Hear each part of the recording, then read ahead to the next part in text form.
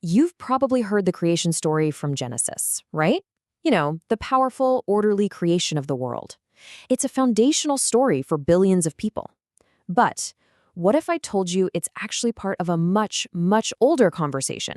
So let's just dive right into this. What if that familiar story of creation had an older, way more violent cousin?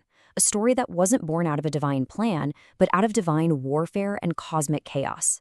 Well, today, we're going to explore that exact connection, a link between the Bible and a Babylonian epic that seriously changes how you see the ancient world. So on one side, you've got the Enuma Elish. It's a Babylonian creation myth from around the 12th century BCE. It's polytheistic, totally filled with these warring gods. And on the other side, we have the book of Genesis, written quite a bit later by the monotheistic Israelites. I mean, at first glance, they seem like they're from different planets. But that's not the whole story, not even close. Yeah, see, despite all those differences in gods and violence and everything else, scholars have found at least 5 really striking parallels between these two texts. It's kind of like they were both drawing from this shared pool of ancient ideas, but using them to tell their own very unique stories. So let's break them down, one by one. First up, both stories kick off in a state of what you could call primeval chaos. Before there was order, before creation really took shape, both of these narratives describe a world that was just unformed, undefined, kind of waiting for a purpose. And you can see this shared starting point right here. Genesis says the earth was without form and void. Meanwhile, the Enuma Elish talks about a time when destinies had not yet been fixed. You see? Both are painting a picture of this formless, pre-ordered reality. It's a world of pure potential, but no structure. But here's the really crucial difference: why there was chaos in the first place.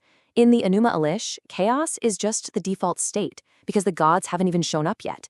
But in Genesis, oh no, God pre-exists the chaos. He's already there, right from the very beginning, totally ready to bring order out of that void. Okay, so this brings us to our second parallel, the dividing of the primordial waters. This is a big one. Both accounts describe the creation of the sky and the earth by splitting a huge cosmic ocean right down the middle. And the way they talk about this is just fascinating.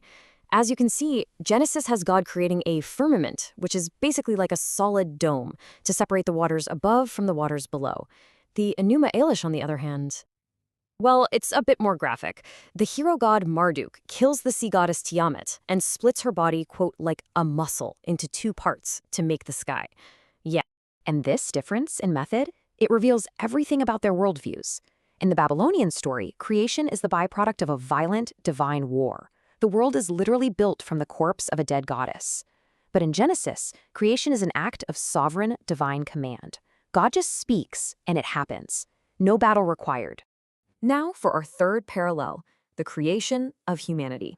This is obviously a huge theme in both stories, and it's where the differences in their vision for our existence just become incredibly stark. So, what are we made of? According to Genesis, God forms man from the humble dust of the ground. But in the Enuma Elish, humanity is made from the blood of Kingu, a rebellious god who was defeated in this huge celestial war. I mean, just think about that contrast for a second. Simple dust versus the blood of a vanquished traitor god. This massive difference in our origins points to a completely different purpose. In the Enuma Elish, humans are created as savage beings, basically slaves to do all the hard work so the gods don't have to. But in Genesis, humanity is made in the image of God, given this royal and priestly role with dominion over the world. It is the ultimate difference between being made for servitude and being made for sovereignty. And that whole idea of humanity having this special sovereign role, well, that leads us directly into our fourth parallel, this fascinating concept of being made in a divine image or likeness. Both of these texts use this very specific kind of language. Genesis, of course, famously says, "Let us make man in our image after our likeness." But get this, the Enuma Elish also describes one god, Anu, fathering another god, Nu-Dimmud, in his likeness. So this whole idea of a divine image wasn't something that Israelites just invented. So the million-dollar question is, who gets to bear this image? In the Babylonian epic, being in a god's likeness is something reserved only for other gods. It's an elite divine status. But Genesis does something absolutely radical. It takes this divine royal concept and applies it to all of humanity. It says every single one of us, not just kings or gods, bears the divine image. All right, on to our final parallel. It's this idea of divine rest in a sacred space. So, after all the hard work of creation is done, the god or gods sets up a place from which to rule.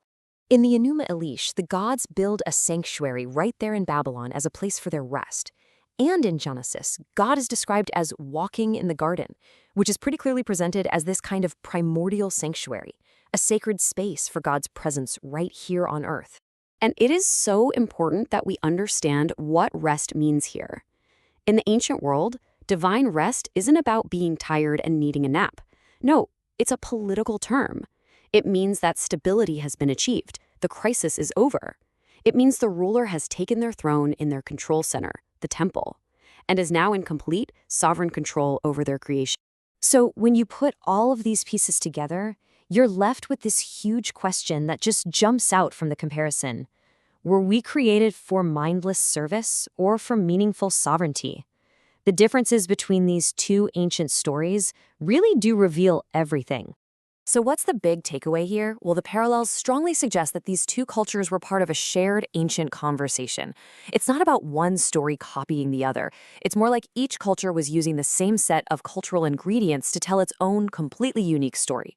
The Enuma Elish gives you a world born from violent conflict, where humans are just an afterthought made for slave labor.